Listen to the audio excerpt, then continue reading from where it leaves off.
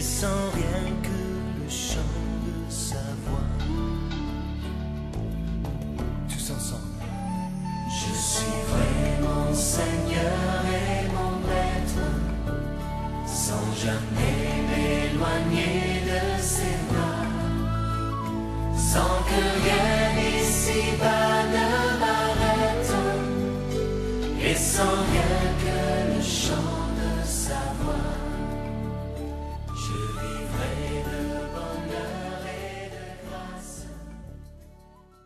À ouvrir vos Bibles dans le livre des Proverbes au chapitre 1er. Dimanche passé, nous avions parcouru le livre des Psaumes, parcourant peu à peu la Bible à raison d'un livre biblique par dimanche. Et nous voilà donc arrivés au livre des Proverbes. Et nous voulons lire les premiers 7 versets de Proverbe 1. Proverbe de Salomon, fils de David, roi d'Israël. Ils ont pour but d'enseigner aux hommes la sagesse et de les former pour qu'ils comprennent les paroles prononcées avec intelligence et qu'ils apprennent à agir de façon réfléchie, juste, droite et correcte. Ces proverbes donneront aux gens sans expérience le bon sens et aux jeunes la connaissance et le jugement. En les écoutant, le sage enrichira son savoir-faire et l'homme avisé acquérera l'art de bien se conduire. Ces proverbes sont destinés à faire comprendre les maximes et les paraboles et à pénétrer les propos des sages et leurs paroles énigmatiques. La clé ou le commencement de la sagesse, c'est de craindre l'Éternel. Mais les insensés dédaignent la sagesse et l'éducation. Jusque-là. Seigneur, que ta parole puisse nous conduire dans notre vie. Seigneur, non seulement dans notre vie avec toi, mais aussi dans notre vie ici-bas, dans nos décisions, dans nos projets. Seigneur, que tu nous donnes la sagesse afin de vivre comme tu le désires. Éclaire-nous par ton Esprit Saint, parcourant ta parole. De même, Seigneur, que tu bénisses nos moniteurs, nos monitrices dans l'enseignement qu'ils donnent à nos enfants. Au nom de Jésus. Amen. Comment lire les proverbes après avoir parcouru le livre des psaumes? Les psaumes nous exaltent, nous élèvent l'âme, nous mettent dans la présence de Dieu. Les psaumes sont comme une grande verticale dans notre vie et nous rappellent, attention, Dieu d'abord. Si cela n'est pas en place, tu ne peux pas aller plus loin. Mais il n'y a pas que ça. Et dans sa sagesse, Dieu a fait suivre les psaumes par les proverbes, la verticale par l'horizontale. Et si vous mettez les deux ensemble, vous avez une croix. Et il faut que notre vie soit comme une croix. Il faut que la verticale soit en place d'abord, pour qu'ensuite nous ayons le temps pour l'horizontale, notre vie dans ce bas monde. Dieu ne nous a pas élevés, aussi vite sauvés dans son ciel de gloire pour que nous puissions l'adorer comme il se doit. Et au ciel, on adorerait sans doute un peu mieux qu'ici-bas sur terre. Mais Dieu nous a laissés ici pour que nous apprenions à vivre pour lui dans ce monde, dans un climat plus difficile, moins encourageant, où souvent nous sommes seuls et où parfois nous prenons des décisions franchement les pires. Et on apprend par ces mauvaises décisions à changer de conduite. Le livre des Proverbes nous présente 2 chemins de vie différents et opposés. Le chemin du sage et le chemin de l'insensé. L'insensé, c'est celui qui n'a plus de bon sens. Le chemin du sage et le chemin du fou, qui ne fait qu'à sa tête, qui prend conseil chez personne. Pour savoir où nous allons arriver dans la vie, il nous faut une carte. Aujourd'hui, les constructeurs d'automobiles nous ont rendu la chose un peu facile. On a un GPS et une gentille voix de dame me dit, quand je vais en territoire inconnu, au prochain, à gauche. Et quand j'oublie, ou quand je dis, moi je sais mieux, je vais prendre le suivant, elle ne vient pas m'insulter, genre, je t'avais dit. Elle recalcule et gentiment, fait demi-tour. Vous savez, un GPS, ça fonctionne parce qu'à l'intérieur, il y a une carte. Et que cette carte, espérons, est juste. Elle n'est pas toujours juste. Je me rappelle, avec mon GPS actuel, ma voiture actuelle, je voulais rendre visite à quelqu'un et mon GPS dit à un carrefour, tournez à gauche, sans interdit. Mauvaise carte. Christophe Colomb pourrait parler de ce sujet. Il avait, en 1492, une mauvaise carte.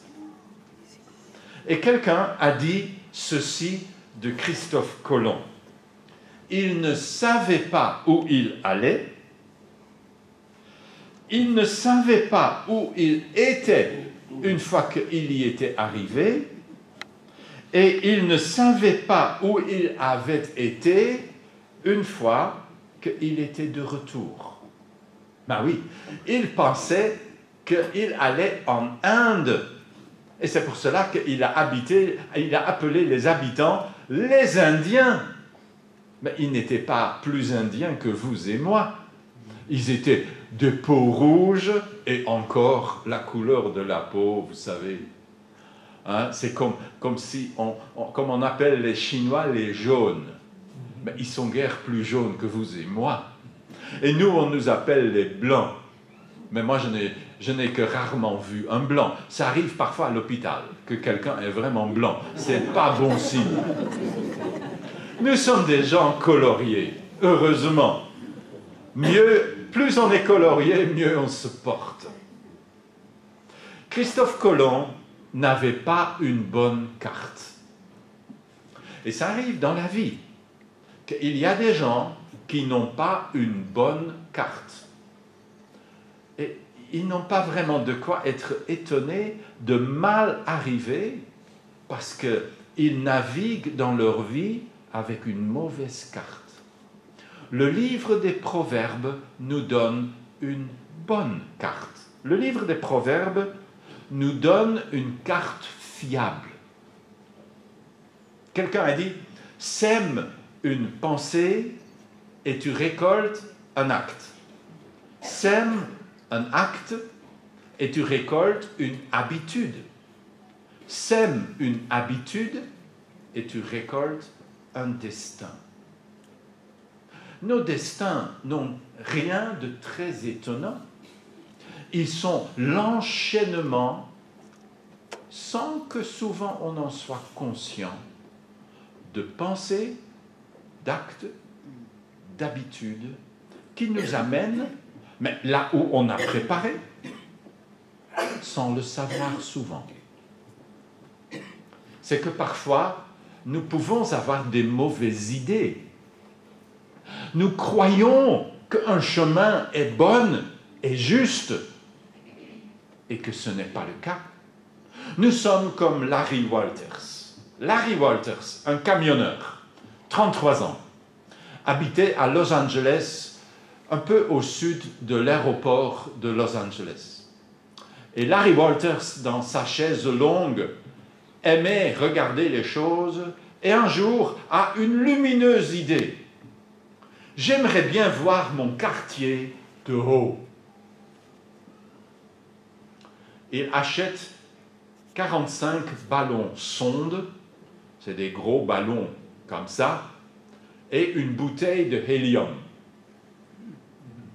Il attache ses ballons à sa chaise après avoir arrimé sa chaise longue à la terre ferme et il se met à remplir ses ballons. Son idée, c'était de monter à une trentaine de mètres de hauteur et d'observer le paysage de sa chaise longue. Quelle belle idée! Mais comment régler la hauteur? Ah, tout était prévu. Il avait amené sa carabine à air comprimé. Et comme ça, il pouvait tirer dans un ballon avec un plomb pour qu'il puisse régler la hauteur. Un génie, Larry. Un vrai génie. Et il remplit ses ballons. Heureusement que sa chaise est bien arrimée au sol. Et puis vient le moment fatidique, ces 45 énormes ballons remplis d'hélium. L'hélium est plus léger que l'air et donc ça monte. Il coupe les amarres. Effectivement, il avait raison. Il est monté, mais pas à 30 mètres. Il est monté d'un trait à 3 kilomètres. Oui, mais, vous allez dire, sa carabine, il devait se tenir à sa chaise longue. Il ne pouvait pas tirer de peur de tomber par-dessus bord. Je vous ai dit, il habitait tout près de l'aéroport de Los Angeles. Il se dirigea en pleine zone d'atterrissage de l'aéroport. C'est là que le pilote d'un DC-10 de la TWA, en approche, signala à la tour de contrôle qu'il venait de frôler un homme sur une chaise longue. Un hélicoptère fut finalement envoyé au secours de Larry. On ferma l'aéroport. Vous imaginez les frais? Les atterrissages furent déroutés et les décollages suspendus pendant qu'il jouait à touche-touche, sans doute avec une carabine. Avec ce gars sur sa chaise longue à 3000 mètres d'altitude. Lorsque l'on réussit finalement à ramener Larry au sol, il fut environné d'une nuée de reporters TV qui lui demandèrent « Mais pourquoi ?» Après un moment de silence et de réflexion, Larry répondit simplement « On ne peut pas rester bêtement assis là. » Tel homme, c'est dans les proverbes ça. Bien des hommes pensent être sur le bon chemin et pourtant, ils se trouvent sur une voie qui finalement mène à la mort. Pensez de temps à autre, quand on vous file une bonne idée, à Larry Walters. Est-ce que l'idée est vraiment bonne? Vous pouvez avoir parfois des inspirations remarquables. Et vous êtes tellement obnubilé que vous n'avez pas assez de recul pour évaluer votre idée. Parfois, ce sont les gens qui nous refilent leurs idées. Combien y a-t-il de gens en prison parce que quelqu'un leur a dit « Écoute, j'ai une idée géniale pour avoir de l'argent facile. Ça ne peut pas rater !» Proverbe commence avec cette image. Au chapitre 1, « Viens, on va se partager le fric de notre braquage. » Les mots braquage et fric ne sont pas en Proverbe 1. Mais la réalité y est dans tous ces détails. Et la fin, c'est la ruine. Une belle idée. On peut parfois être amené par ses amis, amis Facebook, donc amis qu'on n'a pas choisis, qui ne sont pas des amis, mais qui nous infiltrent avec leur façon de penser et qui nous refilent des idées et des jugements qui nous amèneront sûrement à la ruine. 2 chemins. Le chemin de la sagesse et le chemin de la folie. Jésus le dit quand il clôt le sermon sur la montagne, puisant pour les images dans le livre des Proverbes. Le sage a bâti sa maison sur le roc, et quand vient la tempête, ça résiste. Le fou bâtit sur le sable, ou met sa chaise longue attachée à des ballons sondes. Et dès que vient la tempête, ça s'écroule. 2 chemins. La maison, dit Proverbe 9, la sagesse a bâti sa maison. Et de là, appelle les passants. Venez par ici.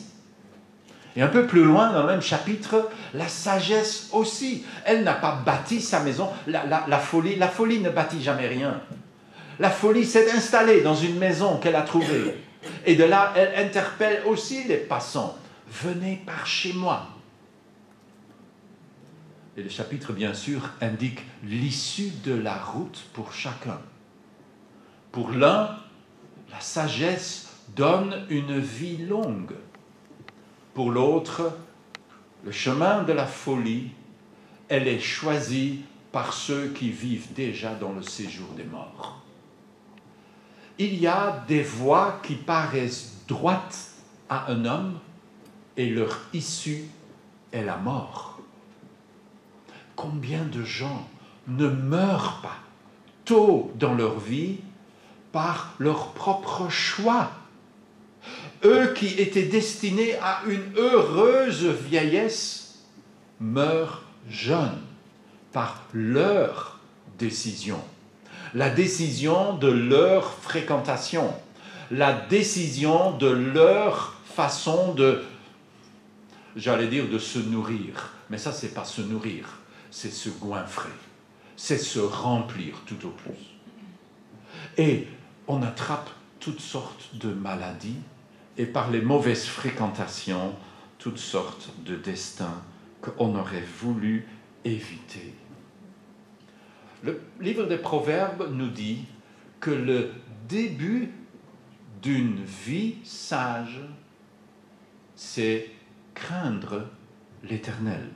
Voici comment Proverbe 3, dans des paroles connues, nous le résume. Proverbe 3, 6, pour ceux qui veulent lire avec moi. Nous allons feuilleter le livre des Proverbes au fur et à mesure. Cherche à connaître, 3.6, cherche à connaître la volonté de Dieu pour tout ce que tu entreprends, et il te conduira sur le droit chemin. Ne te prends pas pour un sage, crains l'Éternel et détourne-toi du mal. Ce sera une bonne médecine qui t'assurera la santé du corps et la vitalité de tout ton être. Vous voyez, il ne dit pas « ce sera la santé pour ton esprit ». Ah, ça c'est un langage vraiment spirituel. Mais les proverbes sont un peu moins spirituels.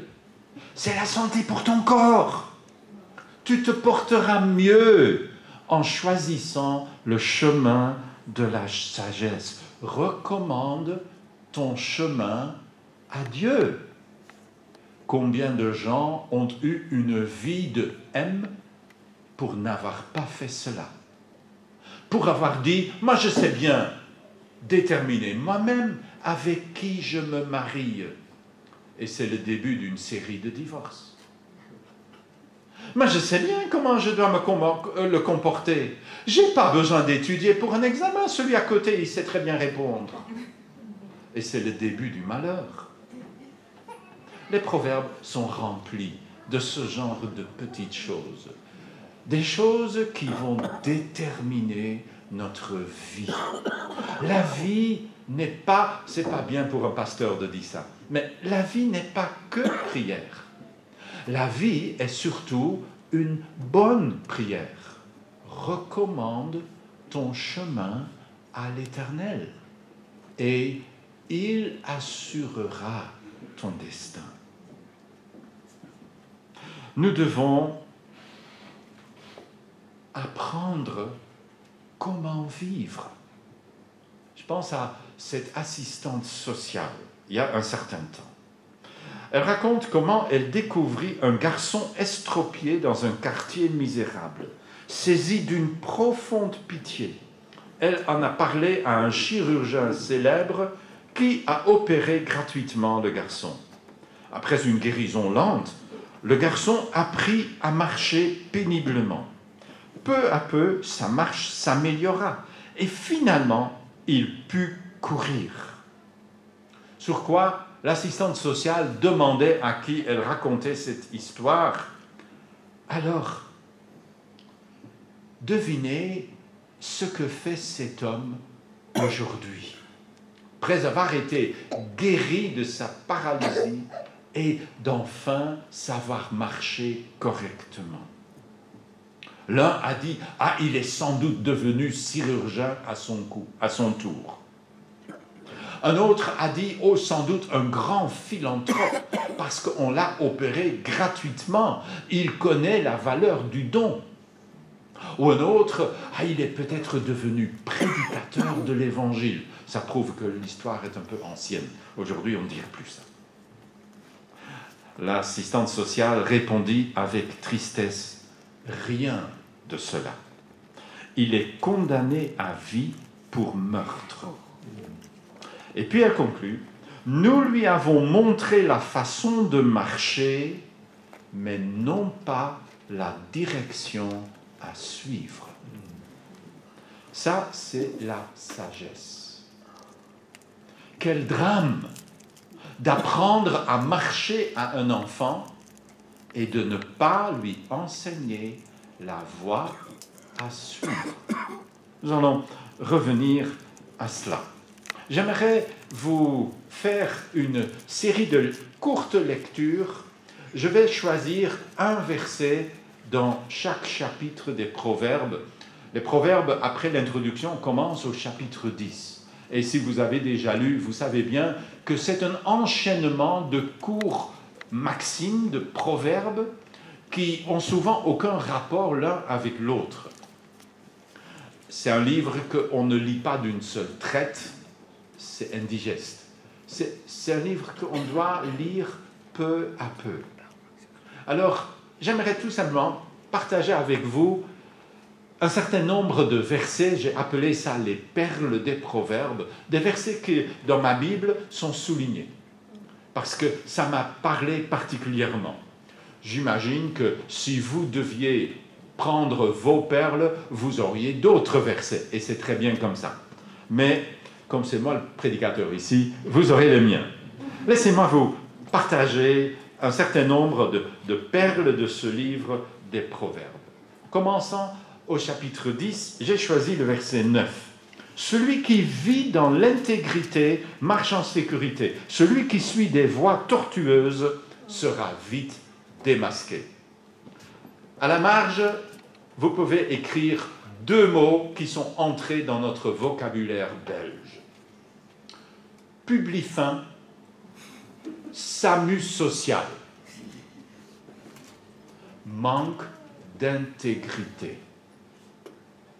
Et où sont les gens pointés du doigt par toute la société, jusqu'à devenir, penser au directeur général de Publifin, regardé de travers par combien de gens, malgré son million mensuel, annuel, on ne rappelle plus, même pour ces gens de toute façon, on ne compte plus.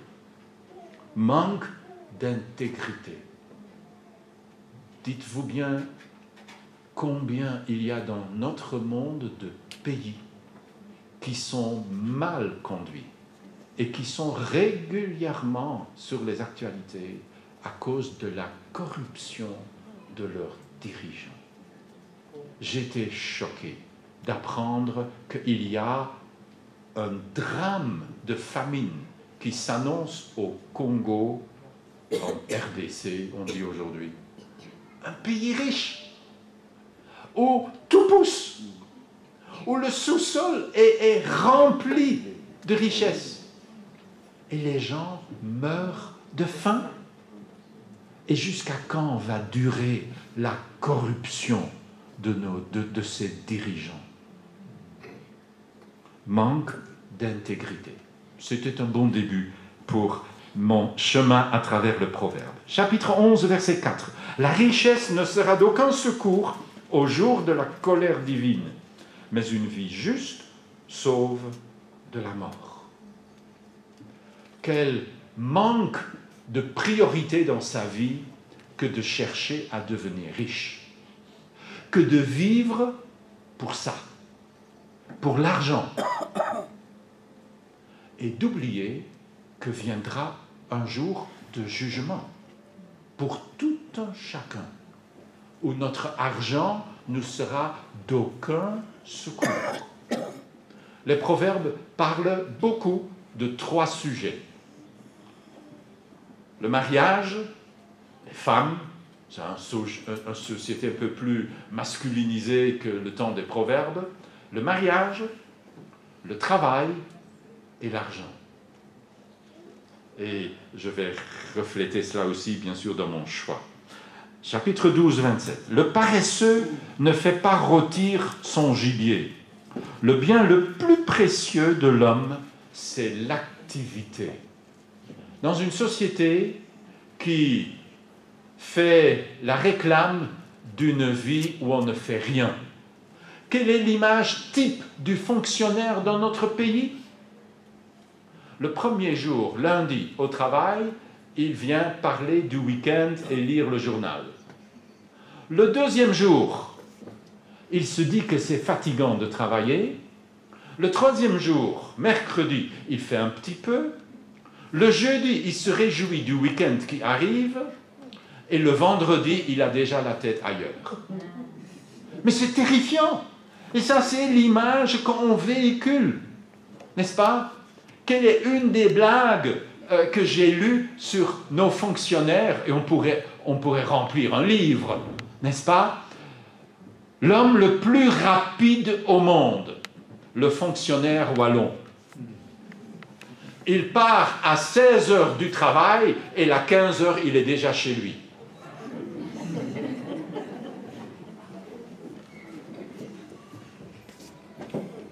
Je me hâte de dire que, heureusement, il y a des fonctionnaires wallons qui travaillent durement. Ne pas le dire serait une faute. Mais notre société pousse à ne rien faire, à ne pas faire grand-chose. Le livre des Proverbes a découvert, il y a bien longtemps, que le bien le plus précieux de l'homme, c'est d'être actif. Ne l'oublions pas. Chapitre suivant, 13, 24. Qui refuse de châtier son fils ne l'aime pas. Celui qui l'aime le corrigera de bonne heure. Oui, ça ne sert à rien, bien sûr, de corriger ton fils quand il a 20 ans. Ça ne sert à rien, sinon à créer de mauvaises relations. C'est de bonne heure. Combien y a-t-il de jeunes dans nos prisons? Eh bien, surpopulation. Laissez-moi vous dire où il y a sous-population dans nos prisons. Il n'y a pas de parents pour le crime de non-éducation à personne en danger. Derrière le jeune qui se conduit mal, est loin de moi de dire « oh, ça c'est pas grave », mais derrière, il y a des parents qui n'ont pas fait leur boulot dans la plupart des cas. Peut-être des parents qui, eux, à leur tour, n'ont jamais été éduqués. Parce qu'il y a 50 ans, 60 ans, on a fait l'éloge d'un bouquin qui disait qu'il ne fallait surtout pas contrarier les enfants. Ah, mon chéri, oui, hein, toujours, bien sûr. Faut pas brusquer, contrarier nos mômes. Ça va devenir des gens frustrés dans la vie. Et en lieu et place d'avoir des gens frustrés, nous avons des délinquants dont on ne sait plus quoi faire et qui vont de plus en plus loin dans leur délinquance. Mais avant de crier dessus, pensez un peu à leurs parents. Et si vous êtes parents, pensez à vous. quelle est l'éducation que vous donnez à vos enfants. Notre société nous dit « Ah, tu ne dois pas punir physiquement, ça c'est puni par la loi. » Parce qu'aujourd'hui, les gens croient qu'on peut faire mieux que la Bible. Et le résultat, c'est des prisons où on ne sait plus quoi faire avec les gens. Peut-être qu'il est temps de revenir à une manière plus équilibrée dans l'éducation. 14, 26. Celui qui craint l'Éternel possède une solide assurance et il sera un refuge pour ses enfants. Craindre l'Éternel est une source de vie qui fait échapper au piège de la mort. Le livre des Proverbes nous dit « Rappelle-toi de l'avenir. Le tien, tu vas devoir mourir un jour, mais aussi celui de tes enfants. Quand ça ne va pas, pourront-ils venir se réfugier auprès de toi, parents, grands-parents, parce qu'ils savent qu'auprès de toi habite la sagesse à cause d'une vie de crainte de Dieu. 15, 8. L'Éternel a en horreur les sacrifices offerts par les méchants, mais les prières des hommes droits lui sont agréables. Autre opposition dans ce livre, non seulement les sages et les fous, mais les méchants et les justes. Le juste, c'est celui qui met Dieu en premier dans sa vie. Le méchant, c'est celui qui se met lui-même en première place. Et si tu te mets à la première place de ta vie, le livre des Proverbes te dit que ta prière est en horreur à Dieu. Arrête de prier. Tu perds ton temps. Ça aussi, un pasteur n'est pas censé le dire. Mais la Bible le dit. Alors, je le citerai. L'homme, 16, 1 à 3, l'homme fait des projets, mais celui qui a le dernier mot, c'est l'Éternel. Vous pouvez penser que tout ce que vous faites est bien. Larry Walters. Mais c'est l'Éternel qui apprécie vos motivations. Recommande tes œuvres à l'Éternel et tes projets se réaliseront. À qui est-ce que vous recommandez vos projets? À qui allez-vous recommander vos projets de mariage? Vous allez vous marier avec qui? Est-ce que la personne, si vous êtes disciple de Jésus, la personne avec qui vous pensez vous marier, l'est-il ou l'est-elle également? Réellement? Est-ce que vous en êtes certain? Ou est-ce que, comme beaucoup de gens me le disent par après, quand les problèmes sont là, « Ah oui, mais mon mari était chrétien et il est catholique. » Je dis « Non, on ne parle pas de la même chose. » Comment est-ce que vous vous êtes assuré qu'il est réellement chrétien, qu'il aime Dieu par-dessus tout? Ça, c'est la vraie question. Recommande tes projets à l'Éternel. Alors, tes voies risquent de mieux réussir. 17, une référence très facile. C'est le verset Facebook du livre des Proverbes. Un ami aime en tout temps, et quand survient l'adversité, il se révèle un frère. C'est exactement le contraire des amis Facebook, qui ne vous aiment pas en tout temps et que dès que vous avez vraiment besoin, ils sont absents. Soyez un ami. Vous ne pouvez pas. Vous savez comme moi, qu'il y a des gens qui sont heureux avec leur liste d'amis. Ils en ont 1 millier, ou 2000, ou 3000. Comment peux-tu avoir 3000 amis? C'est pas possible. Un ami, en général, c'est au singulier. Un ami. Peut-être 2. Peut-être 3. Mais vous n'en avez que rarement plus. Les amis, c'est rare. Comme toutes les choses précieuses. C'est rare. Vous ne pouvez pas avoir 300 amis et croire que ce sont vos amis. Et vous êtes quel genre d'amis? Un ami aime en tout temps. Et quand je suis dans la mouise, mon ami sera à côté de moi. Puis-je proposer que vous soyez, pour commencer, l'ami de votre conjoint? Ne dites pas, mais ça va de soi. Ça ne va pas toujours de soi. Combien de couples sont pas amis? Ils sont jamais devenus amis. Ils étaient seulement copains. Ils sont jamais devenus, ils n'ont jamais pris le temps d'être des amis. Un peu plus loin. Chapitre 18, et je mettrai le chapitre 19 à côté. En 18-22, qui trouve une épouse trouve le bonheur. C'est une faveur que l'Éternel lui a accordée. Au 19-14, un homme peut hériter maison et richesse de ses pères, mais seul l'Éternel peut lui donner une femme qui sache agir avec sagesse. Le sujet des conjoints est inépuisable dans le livre des Proverbes. Si vous avez des problèmes dans votre couple, prenez un crayon. Ne prenez pas autre chose de plus aiguisé pour embêter votre conjoint. Prenez un crayon pour lire le livre des Proverbes et soulignez tout ce qui a trait au mariage et au conjoint. Et n'oubliez pas de mettre en pratique ces choses. Verset 18 du chapitre 20. Lorsque tu fais des projets, prends conseil. Ne te lance pas dans une bataille sans une stratégie bien conçue. Faute de faire cela, combien ont fait naufrage dans leur vie.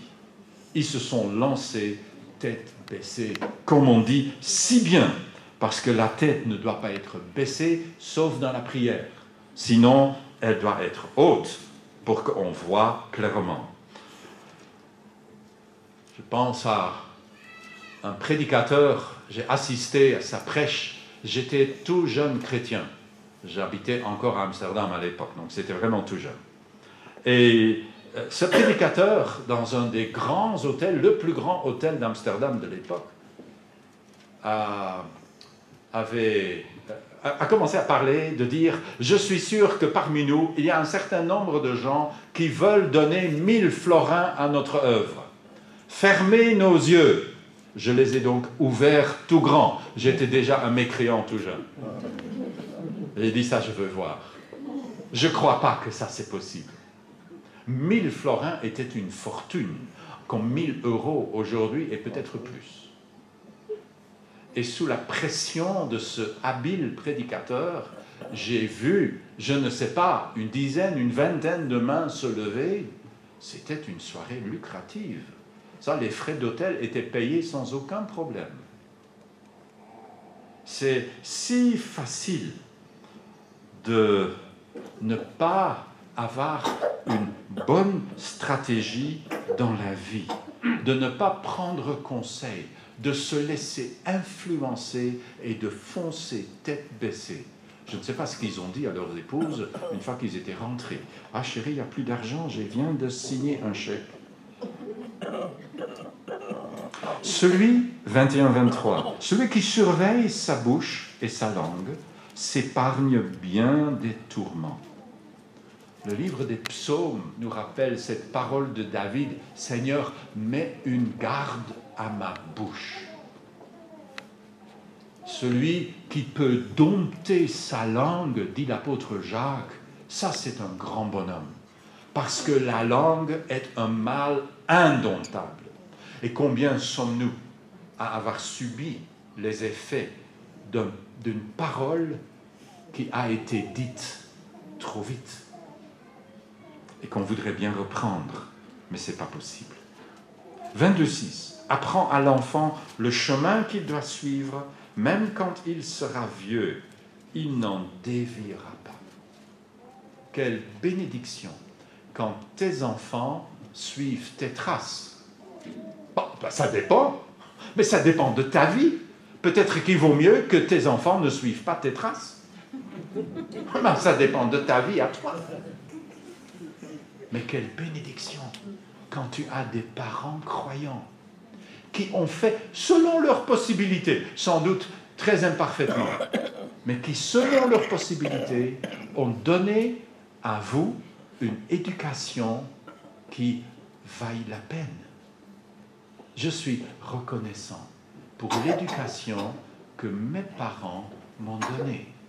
Ça a porté ses fruits. J'ai marché dans les traces de mes parents.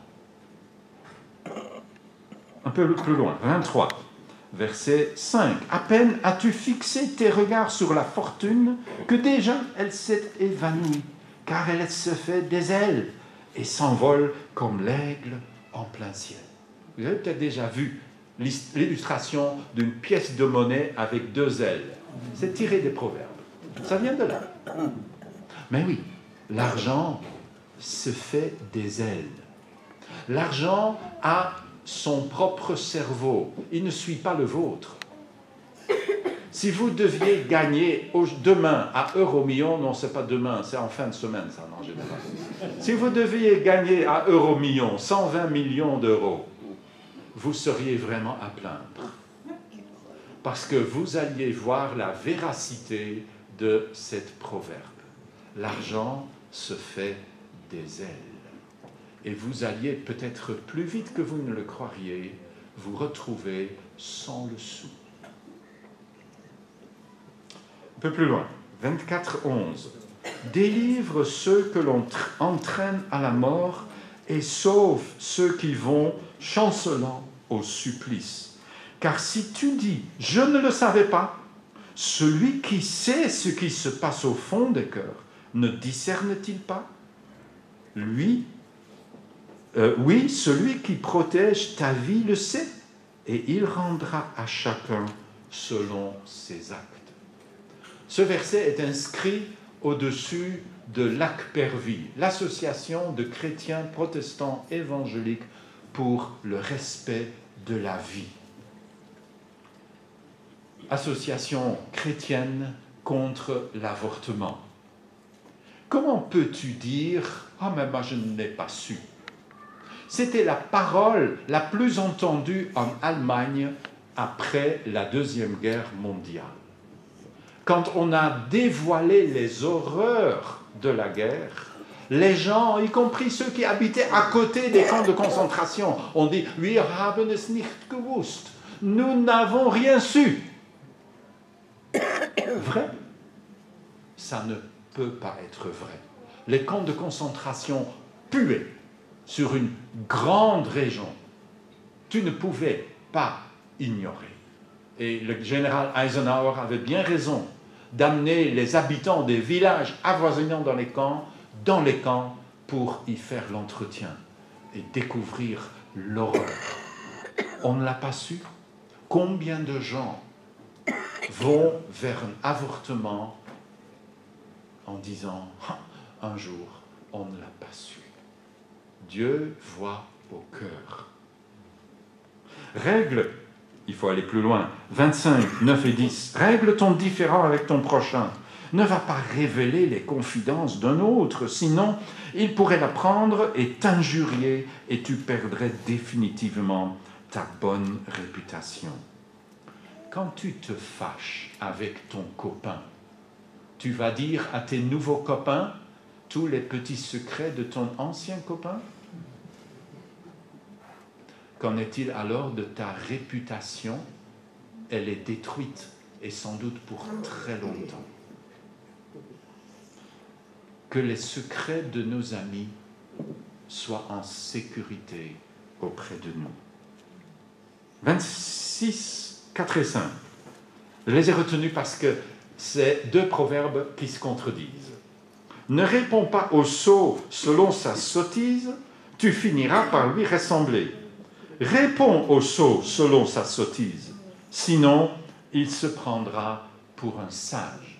Ça a l'air tellement contradictoire. Qu'est-ce qu'il faut faire? Peut-être que cette interprétation que j'ai lue quelque part nous donne un peu de bon sens là-dedans. Tout d'abord, ne réponds pas à un sot selon sa sottise. Ne prends pas sa sottise comme ta façon de comprendre les choses. Quand un sot, et c'est un sot, S-O-T, quand un sot te dit que toute la belle nature, y compris toi-même, ça s'est fait tout seul, comme par miracle, ne réponds pas selon sa sottise. Ne prends pas à bord ses présuppositions. Non, réponds à un sot selon sa sottise pour qu'il apprenne. Autrement dit, raisonne avec lui en fidélité avec ce qu'il dit. Il est devenu aujourd'hui chose commune de dire qu'il n'y a pas d'absolu. Mais oui, s'il n'y a pas de Dieu, il n'y a pas d'absolu. Donc rien n'est absolument vrai. Et parfois, nous avons besoin de raisonner avec les gens. Rien n'est absolument vrai. Mais c'est déjà une contradiction dans les termes. S'il n'y a pas d'absolu, rien ne peut être absolument vrai. C'est impossible. Parce que si c'est absolument vrai, c'est qu'il y a quand même un absolu. Parfois, il faut raisonner avec les gens, comme Francis Schaeffer, un chrétien qui travaillait parmi les étudiants, et un jour il avait chez lui un étudiant qui s'était laissé piéger par les religions orientales. Il avait été en Inde ou au Népal, et il voyait les choses comme les hindous. Pour les hindous, le mal n'existe pas. Le mal est une illusion, c'est Maya en hindou, en sanskrit. Et il avait commencé à discuter avec ce jeune. Et finalement, il dit donc, si je te comprends bien, ce que tu veux dire, c'est que le mal n'est qu'une illusion. Ah. Et Schaeffer prend la bouilloire qui était sur le feu, remplie d'eau bouillante, et il la met au-dessus de la tête de l'étudiant, avec prudence. Et il dit, donc, je répète ma question, tu veux dire que le mal n'existe pas? Le jeune s'est levé avec beaucoup de prudence, j'imagine, et est parti. Pourquoi?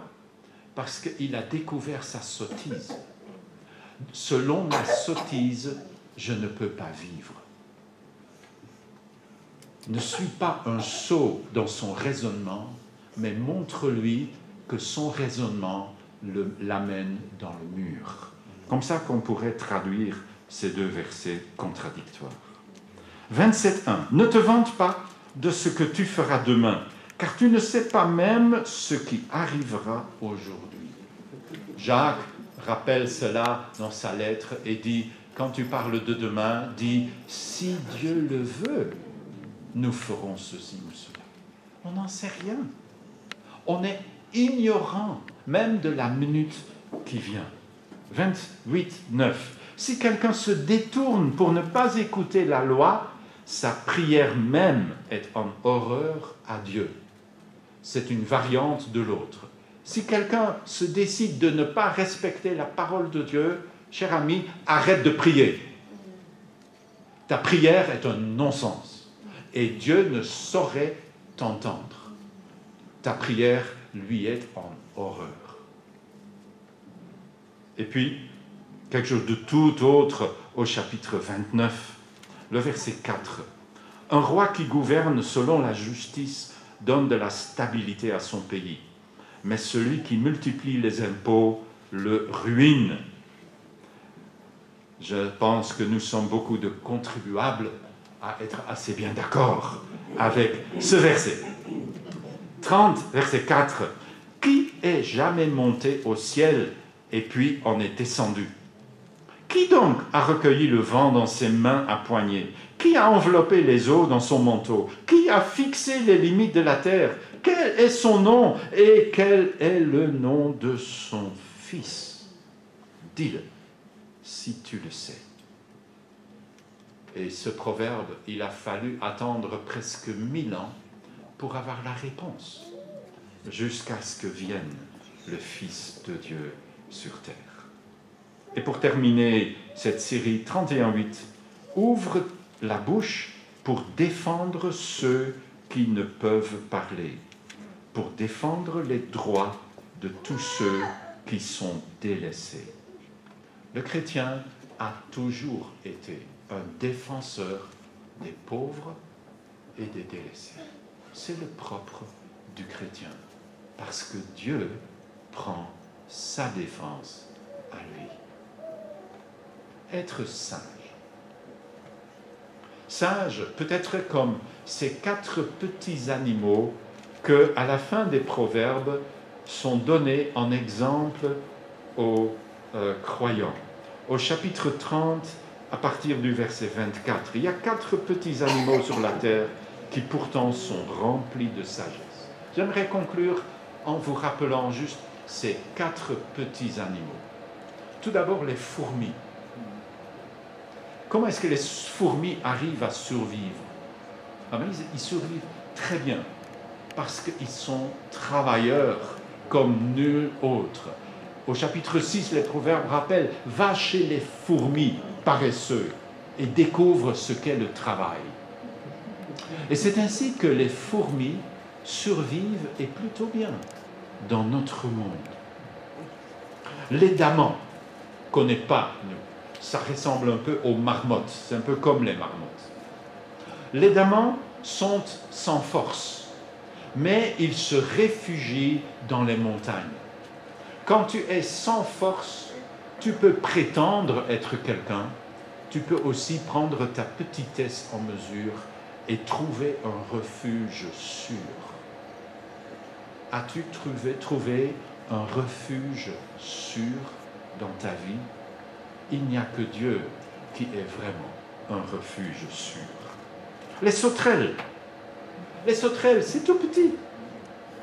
C'est comme les criquets. Quand tu entends ça dehors, tu sais que tu es dans le sud et que tu es en vacances. Ici, on n'en a pas. Pas comme ça. Eh bien, l'auteur dit, les sauterelles qui, sans avoir de roi, s'avancent toutes en bataillons rangés. Ils sont unis et terrifiants. Tu as une sauterelle dans le jardin, c'est charmant. Mais tu as une nuée de sauterelles qui tous vont dans le même sens. Comment? Il n'y a pas de commandant.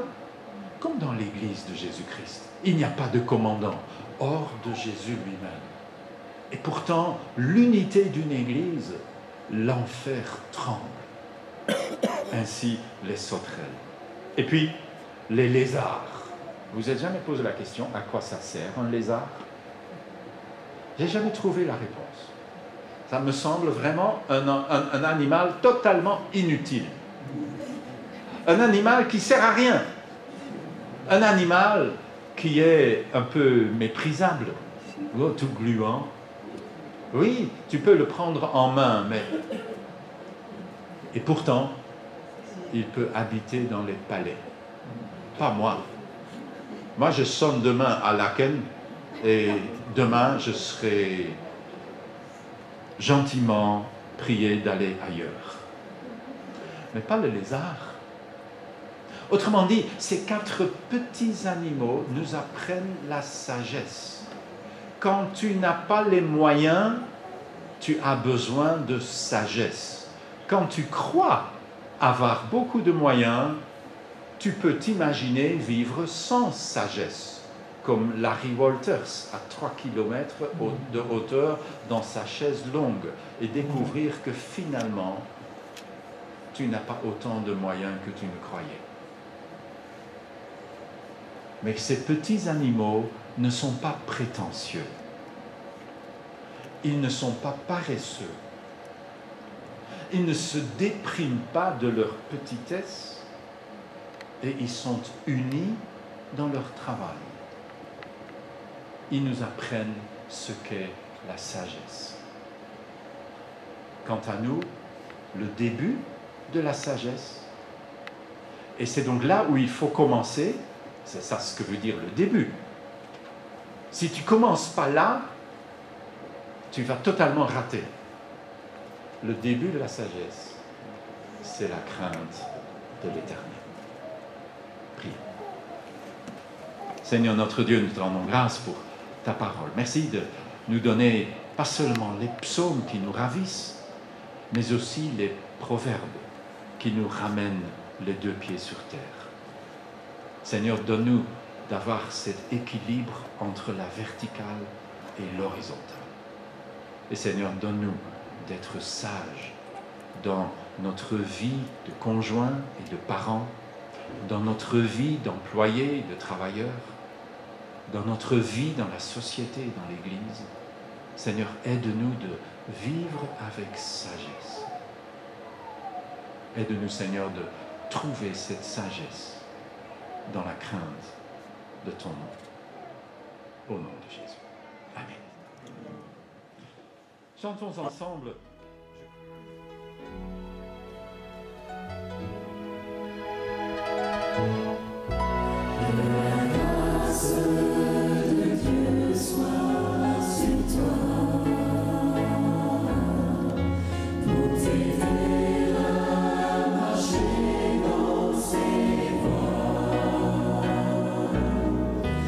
Reçois tout son